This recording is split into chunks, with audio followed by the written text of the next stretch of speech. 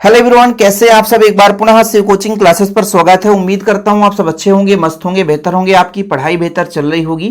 Class 12 physics NCERT में chapter 6 चल रहा बच्चों, जिसमें आज हम बात करेंगे डायनेमो के बारे में।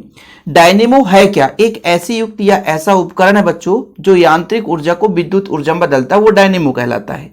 डायनेमो के दो प्रकार हैं। एक तो आपका प्रत्यावर्ती धारा डायनेमो, जो आज आप पूरा सीखेंगे, और दूसरा दिष्ट धारा डायनेमो। प्रत्यावर्ती धारा डायनेमो क्या करता है कि ये यांत्रिक ऊर्जा को प्रत्यावर्ती धारा में बदलता है ना। या यहां पर हम कह सकते हैं कि एक ऐसा उपकरण जिसकी सहायता से यांत्रिक ऊर्जा को प्रत्यावर्ती धारा में परिवर्तित किया जाता है, वो प्रत्यावर्ती धारा डायनेमो कहलाता है। और एक ऐसी युक्ति या ऐसा उपकरण जो क्या करता है, यांत्रिक ऊर्जा को दिष्ट धारा में बदलता है, तो आपका दिष्ट धारा डायनेमो कहलाता है। ये दिष्ट धारा डायनेमो या जनरेटर कहां लगा रहता है? तो आप लोग देखते हैं बच्चों, घर में कार्यक्रम होता है तो बिजली उत्पन्न करने के लिए टेंट वाले क्या करते हैं, एक जनरेटर लाते हैं, उसमें दिष्ट धारा उत्पन्न होता है। और प्रत्यावर्ती धारा, जैसे मान लीजिए कहीं पे बांध में पानी भरा हुआ है, वहां से बिजली उत्पादन होता है, या कोयला वाला जो यंत्र पूरा लगा रहता है वहां पे बिजली उत्पादन होता है, तो वहां पर प्रत्यावर्ती धारा डायनेमो लगा रहता है। ठीक है, तो हम दोनों चीज समझेंगे, लेकिन आज के लेक्चर में प्रत्यावर्ती धारा डायनेमो समझेंगे। परिभाषा क्लियर है, एक ऐसा डायनेमो जो यांत्रिक ऊर्जा को प्रत्यावर्ती धारा में परिवर्तित करता है, वो प्रत्यावर्ती धारा डायनेमो या जनरेटर कहलाता है। तो मेन रूप से बच्चों सबसे पहले इसकी हम रचना को समझेंगे, किस प्रकार से इसकी रचना होती है, किन किन चीजों से मिलकर बना होता है। तो पहला पॉइंट है आपका, यहां पे जो NaS दिख रहा बच्चों, ये आपका क्षेत्र चुंबक होता है। इसे हम या तो नाल चुंबक का प्रयोग करते हैं या तो विद्युत चुंबक का प्रयोग करते हैं। केवल दो चीज, या तो नाल चुंबक या तो विद्युत चुंबक। नाल चुंबक क्या होता है? यू आकार का एक चुंबक होता है जिनके सिरों पर चुंबकत्व तो अधिक होता है, जिसमें दो ध्रुव होता है और नाल चुंबक होता है। थोड़ा सा मैं नाल चुंबक बना के दिखा देता हूं। ये कुछ इस प्रकार से बच्चों, ये नाल चुंबक होता है, ये नाल चुंबक होता है। ये आपका N हो गया, S हो गया। चुंबकीय क्षेत्र रेखा N से S की ओर चलती है। अब इसके बीच हम क्या करते हैं, आर्मेचर कुंडली लगाते हैं।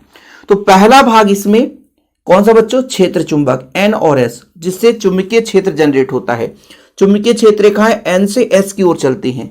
अब जैसे बच्चों चुंबकीय क्षेत्र में परिवर्तन होता है तो चुंबकीय फ्लक्स में परिवर्तन होता है, और जैसे ही चुंबकीय फ्लक्स में परिवर्तन होता है तो इसके बीच में यदि कोई कुंडली है तो उसमें प्रेरित धारा उत्पन्न हो जाती है। ठीक है, इसके पहले आपने पढ़ा था ना प्रेरित धारा के बारे में, कि यदि किसी कुंडली के चुंबकीय फ्लक्स के मान में परिवर्तन किया जाए, किसी कुंडली के चुंबकीय फ्लक्स के मान में परिवर्तन किया जाए तो उसमें एक प्रेरित धारा उत्पन्न हो जाती है। तो क्षेत्र चुंबक का काम है चुंबकीय क्षेत्र उत्पन्न करना। और इसके बीच जो कुंडली है, जब इसको हम क्या कराते हैं बच्चों, घुमाते हैं, वामावर्त दिशा में घुमाते हैं, तो इसमें चुंबकीय फ्लक्स में परिवर्तन होता है, फलस्वरूप प्रेरित धारा उत्पन्न होती है। ये जो आपका बीच में दिख रहा बच्चों ABCD, ये आपका आर्मेचर है, या एक कुंडली है जो एक नर्म लोहे के क्रोड पर तांबे के विद्युत रोधी तार को लपेटकर बनाया जाता है। मतलब ये जो पूरा कुंडली है तो आपका बच्चों एक क्रोड पर तांबे के विद्युत रुद्ध तार को लपेटकर बनाया जाता है। विद्युत रुद्ध तार क्या कहलाता है? जैसे मान लीजिए हमारे पास एक तार है बच्चों, और तार के चारों ओर विद्युत रोधी पदार्थ लपेटा गया है, यानी चारों ओर विद्युत रोधी पदार्थ है। क्योंकि भाई कई फेरे लगाएंगे ना, अब जब कई फेरे होंगे तो तार एक दूसरे से जुड़ जाएगा, इसलिए विद्युत रुद्ध तार का प्रयोग किया जाता है। आप लोग कॉइल वगैरह देखना, उसमें हल्की पतली परत चढ़ी रहती है विद्युत रोधी पदार्थ की। जैसे आपके घर में कोई भी मोटर होगा, उसका जो बाइंडिंग होता है, कॉपर या सिल्वर का जो तार होता है बच्चों, उसके चारों ओर एक पतला परत, पालिश जैसे आपको चमकदार दिखाई देता है, वो विद्युत रोधी होता है। तो विद्युत रुद्ध तांबे के तार को लोहे के क्रोड पर लपेटकर बनाते हैं बच्चों। ये आपका आर्मेचर कुंडली है, जो कि यहां पर आप देख सकते हैं ABCD के रूप में है। जब इसको घुमाएंगे तो ये उल्टा भी हो सकता है। तो यह है क्या बच्चों, एक कुंडली है जो नर्म लोहे के क्रोड पर तांबे के विद्युत रुद्ध तार को लपेटकर बनाई जाती है। ठीक है, और इस आर्मेचर को हम जो क्षेत्र चुंबक है इसके बीच में रखते हैं और इसको किसी भी साधन से घुमाते हैं। ठीक है, इसको हम घुमाएंगे। अब घुमाने का रीजन मैंने बता दिया ना, कि पानी ऊपर से गिर रहा है और इसमें पंखी लगे हुए हैं। मान लो इस क्रोड के बाहर पंखी लगा है और पंखी घूमेगा तो ये भी घूम जाएगा। वो तो आप किसी भी माध्यम से घुमा सकते हो, छोटे मोटे मोटर का प्रयोग करके आप साइकिल में पैडल मार करके भी घुमा सकते हो, वो तो आपकी इच्छा है। ठीक है, ये हुआ बच्चों। तीसरे नंबर पे आता है आपका, यहां पे देखो ये जो वृत्ताकार S1 और S2 हैं, दो है बच्चों, ये आपका सर्पी वलय है। सर्पी वलय जैसे मान लीजिए आर्मेचर है, इसके दो सिरे हैं बच्चों, एक A वाला भाग और एक D वाला भाग। तो बच्चों जो आर्मेचर का A वाला भाग है, इसके एक सिरे पर हमारा सर्पी वलय है और एक D वाले सिरे पर एक सर्पी वलय है। तो S1 और S2 दो सर्पी वलय हैं। ये आर्मेचर कुंडली के सिरे के साथ, प्रत्येक सिरे के साथ धातु के एक एक वलय जो है बच्चों जुड़े हैं। मतलब आर्मेचर कुंडली के सिरों के साथ एक एक वलय जुड़ा रहता है, धातु का एक वलय जुड़ा रहता है बच्चों, जो कि आर्मेचर के साथ घूमता रहता है। यदि हम इस आर्मेचर को घुमाएंगे तो ये भी आपका इसके सिरे के साथ घूमता रहता है। इस प्रकार से कनेक्शन होता है। देखिए बच्चों, ये लड़ता नहीं है, ये वाला जो है ये तो मान लीजिए इसमें कनेक्ट है और ये वाला इसके अंदर से गया है। तो जब ये वाला घूमेगा रोटेशन तो इसके अंदर पर्याप्त जगह रहता है, तो इसमें कोई दिक्कत नहीं होती है। जैसे मान लीजिए बच्चों, मैं आपको एक छोटा सा एग्जांपल देता हूं। ये जैसे मान लीजिए सर्पी वलय इस प्रकार से है, ठीक है, और इसके अंदर कोई इस तरीके से घूमता है तो ये टच नहीं करता इसको, क्योंकि अंदर से गया है तो ये भी घूमता रहता है। ऐसे ही बच्चों, जैसे मान लीजिए ये वाला है तो ये वाला भाग तो मान लीजिए एक वृत्ताकार वाले भाग इसको टच है, लेकिन इसके अंदर से बाहर आया हुआ, मतलब कुछ इस प्रकार से बाहर, और ये घूमता भी है तो इसके अंदर घूमता रहता है, कोई दिक्कत है ही नहीं है, कोई दिक्कत है नहीं है। इसके आगे एक और वलय जुड़ा हुआ है, ये चीज है बच्चों। मैं कहने का मतलब ये हुआ कि इसके अंदर से एक और वायर गया हुआ है और ये वायर घूमता है तो आगे वाला भी सर्पी वलय घूमता है। मतलब ए वाला भाग ये जुड़ा हुआ है तो ये तो घूमता ही है, लेकिन इसके अंदर से एक और वायर आकर टच है इसके साथ, ये भी घूमते रहता है, ये एक दूसरे को टच नहीं करते, नहीं तो कंफ्यूज हो जाओ कि सर ये डी वाला भाग क्या S2 को टच नहीं कर सकता? नहीं, बीच से आया हुआ है और S1 को टच करता है। यानी आर्मेचर घूमता है तो आपका S1 भी घूम रहा है, S2 भी घूम रहा है, बिल्कुल साथ में घूमते रहते हैं, उनके सिरों के साथ घूमते रहते हैं। इस प्रकार से ये इनको जुड़े रहते हैं बच्चों।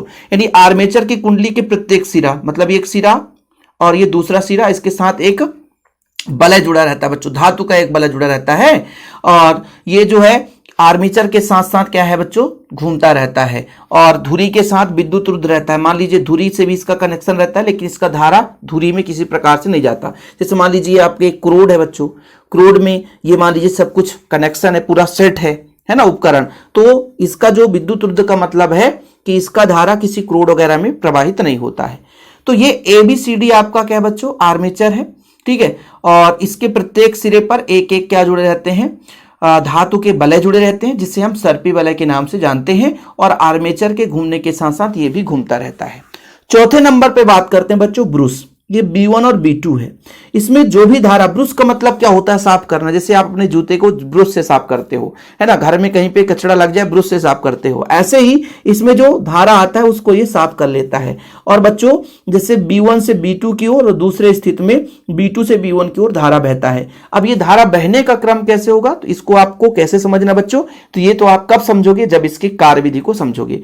फिलहाल यहां तक क्लियर हुआ, चीजें क्लियर है। आप पास 10-5 मिनट और समय लगेगा, क्योंकि ये ऐसा है ही है। तो बनावट के बारे में चीजें क्लियर हो गई, तो आप लोग थोड़ा बनावट लिख लीजिए। तो पहला क्षेत्र चुंबक है, यह एक नाल चुंबक होता है या तो विद्युत चुंबक होगा बच्चों। आर्मेचर यह कुंडली होता है जो नरम लोहे के क्रोड पर तांबे की विद्युत रुद्र तार को लपेटकर बनाई जाती है। इसे क्षेत्र चुंबक के मध्य धुरी पर किसी साधन से घुमाया जाता है। ये चीज हो गया बच्चों, ठीक है। और यदि मैं बात करूं आर्मेचर, आर्मेचर हो गया, फिर आपका आता है सर्पी वलय। सर्पी वलय S1 S2 है। आर्मेचर की कुंडली का प्रत्येक भाग, प्रत्येक सिरा पर धातु का एक एक वलय जुड़ा रहता है, जिसे हम सर्पी वलय कहते हैं। और ये बच्चों आर्मेचर के साथ साथ घूमता रहता है, ठीक है। ब्रूस है बच्चों, ये कार्बन की पत्तियां होती हैं। लास्ट है ब्रूस, कार्बन की पत्तियां होती है जो सर्पी वलय को छूते रहते हैं, सर्पी वलय के साथ घूमते नहीं है। ब्रूस नहीं घूमता है, ब्रूस बिल्कुल नहीं घूमता है, ठीक है। जैसे मैं ये बता रहा था बच्चों, ये जो ब्रूस है B1 और B2 कार्बन की पत्तियां हैं, सर्पी वलय घूमता है, आर्मेचर के साथ जुड़ा है तो सर्पी वलय घूमता है, लेकिन B1 B2 नहीं घूमता, ठीक है। ये केवल और केवल क्या है, टच करता है सर्पी वलय को बस, यानी सर्पी वलय के साथ घूमते नहीं है। बाह्य परिपथ के तार इन्हीं ब्रूस के साथ जोड़ दिए जाते हैं। यानी जो आपका ब्रूस B1 और B2 है, इसके साथ लोड R हमने जोड़ दिया है। धारा प्रवाहित होगा, जो भी धारा उत्पन्न होगा लोड से हम प्राप्त कर सकते हैं। ये हो गया बच्चों बनावट, चीजें क्लियर है, बनावट आप लोगों ने समझ गया होगा। अब बात करते हैं कार्यविधि। पहली बात तो मैंने बताया कि किसी भी कुंडली के चुंबकीय फ्लक्स के मान में परिवर्तन किया जाए तो उसमें प्रेरित धारा उत्पन्न होती है। बच्चों होता क्या है कि यहां पर देखिए एक आर्मेचर है, आर्मेचर को वामावर्त दिशा में घुमाते, देखिए कई सारे बुक में दक्षिणावर्त दे देता है, तो उसमें धारा की दिशा बदल जाएगी, दक्षिणावर्त में धारा की दिशा बदल जाएगी। थोड़ा समझिएगा बच्चों, होता क्या है कि चुंबकीय फ्लक्स में कब परिवर्तन होता है। चुंबकीय फ्लक्स होता क्या है, किसी भी तल से लंबवत गुजरने वाली कुल चुंबकीय क्षेत्र रेखाओं की संख्या। अभी जैसे मैं बात करता हूं कि ये मान लो आर्मेचर है, ये कुछ इस प्रकार से है बच्चों, ये वाला भाग ए है, ये वाला भाग बी है और ये वाला भाग सी है, ये वाला भाग डी है। अब ये आर्मेचर है और ये जो चुंबकीय क्षेत्र कहां से जाएंगे, एन से एस की ओर यहां जाएंगे, लेकिन ये इसके क्या है, समांतर है। मतलब जो तल है वो चुंबकीय क्षेत्र के समांतर है, चुंबकीय क्षेत्र भी ऐसे जाएंगे और ये एकदम समांतर है। अब बच्चों इसको हम घुमाने की प्रयास करेंगे। घुमाया कैसे जाएगा, मैंने बताया ना कि इसका एक क्या होगा बच्चों, मान लीजिए क्रोड होगा, इस क्रोड को आगे जोड़ दिया जाता है उपकरण के साथ, और उपकरण में मान लीजिए एक यहाँ पे पंखी लगी हुई है, पंखी को हवा से या पंखी को पानी से या भाप से घुमाया जाएगा तो ये भी घूमेगा। कहने का मतलब बच्चों इसका एक वाला भाग इधर किसी न किसी बाह्य यांत्रिक ऊर्जा वाले माध्यम से जुड़ा रहेगा, जो यांत्रिक ऊर्जा के माध्यम से इसको घुमाया जाएगा। तो बच्चों अपन करेंगे क्या कि जैसे आर्मेचर को वामावर्त में घुमाएंगे तो आर्मेचर ऊपर आने की कोशिश करेगा, देखो ऐसे घूमेगा बच्चों, ऐसे घूमेगा और फिर ये 90 डिग्री पर हो जाएगा, फिर घूमते घूमते ऐसा हो जाएगा। तो जब लंबवत होता है तो इसमें चुंबकीय फ्लक्स का मान अधिकतम होगा। क्योंकि भाई साहब चुंबकीय फ्लक्स क्या है, चुंबकीय क्षेत्र रेखाओं की संख्या, और लंबवत गुजरने वाली कुल चुंबकीय क्षेत्र रेखाओं की संख्या बच्चों चुंबकीय फ्लक्स कहलाता है। तो जब ये चुंबकीय क्षेत्र रेखाएं इस तल के लंबवत होंगी तो वहां पर चुंबकीय क्षेत्र रेखाएं ज्यादा होंगी, और जब चुंबकीय क्षेत्र रेखाएं ज्यादा होंगी तो इसमें चुंबकीय फ्लक्स के मान में ज्यादा परिवर्तन होगा, तो प्रेरित धारा का मान थोड़ा सा बढ़ जाएगा। समझिएगा बहुत डीप में, क्योंकि ये चीज यदि जिन बच्चों ने समझ लिया वही चीज आपको क्लियर हो पाएगा। अब बच्चों यहां पर हमने कहा कि जैसे ही इसको हम घुमाते हैं वामावर्त में तो ये ऊपर की ओर आएगा। तो जब ऊपर की ओर आएगा तो भाई ऊपर की ओर चालक आ रहा है और चुंबकीय क्षेत्र की दिशा कुछ इस प्रकार से है, तब बच्चों प्रेरित धारा, इसमें एक धारा प्रेरित होता है, वो धारा की दिशा ए से बी की ओर बहने लगती है। जो प्रेरित धारा, ये तो चुंबकीय क्षेत्र है, चुंबकीय क्षेत्र बच्चों कुछ इस प्रकार से होगा तो प्रेरित धारा ये ऊपर की ओर बहने लगेगा। यही इसका सिद्धांत है। अब आपको बोलो सर कैसे, भाई फ्लेमिंग के दाएं हाथ के नियमानुसार, फ्लेमिंग के दाएं हाथ का नियम क्या कहता है, तो देखिए बच्चों ये मेरा दायां हाथ है, ये मेरा अंगूठा है, ये मेरा तर्जनी है और ये मेरा मध्यमा है। तीनों को इस प्रकार फैलाओ कि परस्पर लंबवत हूं। अब मैंने फैला दिया, परस्पर लंबवत है, परस्पर लंबवत है कि नहीं, जरा देखो भैया परस्पर लंबवत है। अब यदि ये जो अंगूठा है, अंगूठा की मैं बात कर रहा हूं, ये चालक के गति को बताएगा। चालक की गति हम किधर करा रहे हैं, ऊपर की ओर, तो अंगूठा भी हमारा ऊपर की ओर है। चालक ऊपर की ओर ला रहे थे ना, वामावर्त में ऊपर की ओर आएगा, तो अंगूठा भी हमारा ऊपर की ओर है। अब ये जो हमारा तर्जनी है बच्चों, ये चुंबकीय क्षेत्र की दिशा को बताएगा। हाँ, चुंबकीय क्षेत्र की दिशा इधर है, ये एन से एस की ओर है। तब ये जो मध्यमा है ये धारा की दिशा को बताएगा, तो मध्यमा धारा की दिशा मतलब ए से बी की ओर, तो धारा ऊपर की ओर बहेगा। अंगूठा चालक की गति, चालक ऊपर की ओर जा रहा है। ये आपका तर्जनी है, चुंबकीय क्षेत्र, हाँ भाई तर्जनी की दिशा में चुंबकीय क्षेत्र एन से एस की ओर। तब ये जो मध्यमा है वो धारा की दिशा को बताएगा, तो ए से बी की ओर धारा की दिशा होगी। तो इसमें प्रेरित धारा की दिशा क्लियर हो गई बच्चों कि जैसे ही आर्मेचर एबीसीडी को चुंबकीय ध्रुव एनएस के बीच वामावर्त में घुमाया जाता है तो आर्मेचर कुंडली में से यानी कुंडली में बद्ध चुंबकीय फ्लक्स में परिवर्तन होता है। बच्चों मेरे कहने का मतलब ये हुआ कि जैसे जैसे ये ऊपर बढ़ेगा इसमें चुंबकीय क्षेत्र रेखाओं की संख्या में परिवर्तन होगी, और जब ये लंबवत हो जाएगा पृष्ठ तो अधिकतम चुंबकीय क्षेत्र रेखाएं इसमें से जाएगी, तो चुंबकीय फ्लक्स के मान में परिवर्तन कहलाएगा कि नहीं, कि भाई जैसे जैसे ऊपर जाएगा वामावर्त में हम घुमाएंगे तो यहाँ पर चुंबकीय क्षेत्र रेखाओं की संख्या लगातार बढ़ती जाएगी, और इस तरह लंबवत होगा तो अधिकतम होगी, तो चुंबकीय फ्लक्स में परिवर्तन होता है। फलस्वरूप इसमें प्रेरित धारा बहने लग जाती है। प्रेरित धारा की दिशा फ्लेमिंग के दाएं हाथ के नियमानुसार ए से बी की ओर, बी से सी से डी की ओर धारा बहती है। अब बच्चों डी का संबंध कहां रहता है, S1 का D1 का संबंध, सॉरी डी का संबंध S1 से रहता है, इसलिए धारा S1 से होकर के ब्रुश B1, चूंकि संबंध S1 का किससे रहता है, ब्रुश B1 से, तो धारा ब्रुश B1 से B2 की ओर बहने लग जाती है। कितना बढ़िया सिंपल है कि भाई साहब कार्य विधि में लिखना, जब आर्मेचर एबीसीडी को ध्रुव खंड एनएस के बीच वामावर्त में घुमाया जाता है तो चुंबकीय फ्लक्स के मान में यानी कुंडली के चुंबकीय फ्लक्स के मान में परिवर्तन होता है और कुंडली में प्रेरित धारा उत्पन्न हो जाती है। प्रथम अर्धचक्र की बात करते हैं तो फ्लेमिंग के दाएं हाथ के नियम अनुसार धारा की दिशा ए से बी, बी से सी, सी से डी की ओर होती है। इसलिए भाई साहब चूंकि डी का संबंध सर्पी बल S1 से है और S1 B1 से जुड़ा है, इसलिए धारा प्रथम अर्धचक्र में B1 से B2 की ओर प्रवाहित होती है। ठीक है बच्चों, पहले अर्धचक्र में क्लियर हुआ कि नहीं हुआ।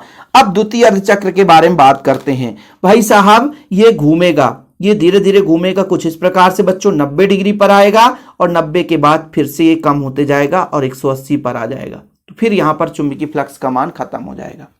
ठीक है, मैं क्या कह रहा था कि लंबवत होगा, यदि लंबवत होगा तो अधिकतम चुंबकीय फ्लक्स का मान होगा, फिर धीरे धीरे पीछे जाएगा तो 180 डिग्री बना लेगा ना, फिर से समांतर हो गया तो फिर यहां पर चुंबकीय फ्लक्स खत्म हो जाएगा।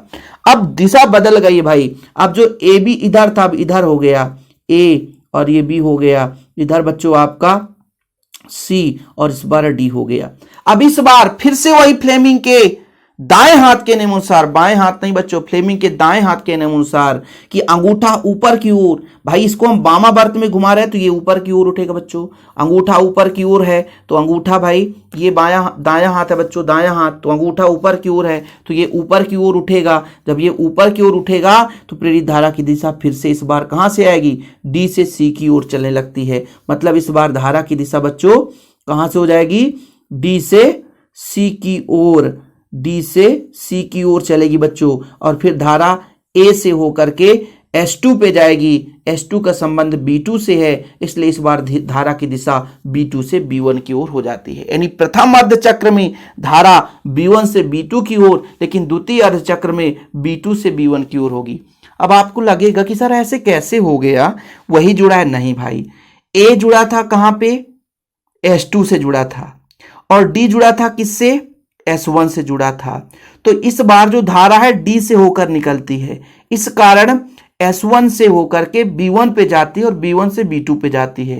लेकिन यहां पे बच्चों इस बार धारा की दिशा बदल गई। इस बार धारा की दिशा देखो A से B नहीं जा रही है, क्योंकि आर्मेचर ही बदल गया ना, आर्मेचर ही बदल गया, समझो, आर्मेचर ही बदल गया। आर्मेचर यदि AB इधर होता तो फिर B1 से B2 ही रहता, लेकिन इस बार धारा D से C पर जाएगा, C से B और B से A। A का संबंध किससे भाई, S2 से है, और S2 का संबंध ब्रुस B2 से है, इसलिए जो भी प्रेरित धारा होगी वो B2 से B1 की ओर चलने लग जाती है। ठीक है बच्चों, कोई दिक्कत तो नहीं है? तो एक बार फिर से लास्ट में मैं आपको समझा दूं कि जैसे ही हम आर्मेचर ABCD को ध्रुव खंड NS के बीच वामावर्त में घुमाते हैं, फलस्वरूप इस आर्मेचर के कुंडली में चुंबकीय फ्लक्स के मान में परिवर्तन होता है और एक प्रेरित धारा बहने लग जाती है। जब प्रेरित धारा की बात करते हैं तो फ्लेमिंग के दाएं हाथ के नियम अनुसार धारा की दिशा A से B की ओर होती है, यानी A से B, B C D की दिशा में होती है। ऐसा भी लिख सकते हो A B C D की दिशा में होती है। अब चूंकि D जो है S1 से जुड़ा है, बलय S1 का संबंध B1 से रहता है, ब्रुस B1 से रहता है, इसलिए धारा प्रथम अर्धचक्र में ब्रुस B1 से B2 की ओर धारा प्रवाहित होती है। द्वितीय अर्धचक्र की बात करते हैं तो आर्मेचर जो है घूम जाता है, और जब यहां पर चुंबकीय फ्लक्स के मान में परिवर्तन होती है बच्चों, तो इस बार धारा की दिशा जो है DC से BA की ओर होता है। चूंकि A जो है सर्पी बल S2 से जुड़ा हुआ है और S2 जो है वो ब्रुस B2 से जुड़ा हुआ है, इसलिए धारा जो है B2 से B1 की ओर प्रवाहित होने लगती है। ठीक है, मतलब जो आपका पहला अर्धचक्र था बच्चों, उसमें ABCD दिशा में धारा बह रही थी, इस बार DC BA में। और इस क्रम में पहले बच्चों ये प्लस माइनस होता है, क्यों? क्योंकि भाई देखो, जो आपका बच्चों मैं आपको बता देता हूं कि मान लीजिए 0 से स्टार्ट होता है, 0 से स्टार्ट होता है, ठीक है, 0 से स्टार्ट होगा बच्चों। तो मान लीजिए पहले यहां तक जाएगा, फिर इस प्रकार से प्रत्यावर्ती धारा बहती है, प्रत्यावर्ती धारा बहती है इस तरीके से, प्रत्यावर्ती धारा के बहने का दिशा है बच्चों। वहीं पे दिष्ट धारा की बात करते हैं तो निगेटिव होता नहीं है, सिर्फ ऐसे ही ऐसे रहता है। इन दोनों में डिफरेंस है। तो आप लोग सिस्टम भी समझ गए होंगे, कार्य विधि आपको चीजें क्लियर हो गई होगी। और दिष्ट धारा जो जनित्र है, यानी एक प्रकार से दिष्ट धारा डायनेमो है, वो अगले लेक्चर में कराऊंगा। जिससे आपको चीज़ें क्लियर हो पाएगी। हाँ, चैनल पे पहली बार आए, चैनल को सब्सक्राइब कर लें। यदि आपको इसका हैंड रिटेन नोट्स चाहिए तो कॉन्टैक्ट नंबर है मेरा 9685299149, 9685299149 मेरा पर्सनल नंबर है बच्चों। इस नंबर पर आप कॉन्टैक्ट कर सकते हैं, व्हाट्सअप मैसेज कर सकते हैं, डिटेल्स मिल जाएगा और 100 रुपये में ऑल चैप्टर के प्रॉपर रूप से नोट्स मिल जाएंगे। फिलहाल अभी के लिए इतना ही। जय हिंद, वंदे मातरम।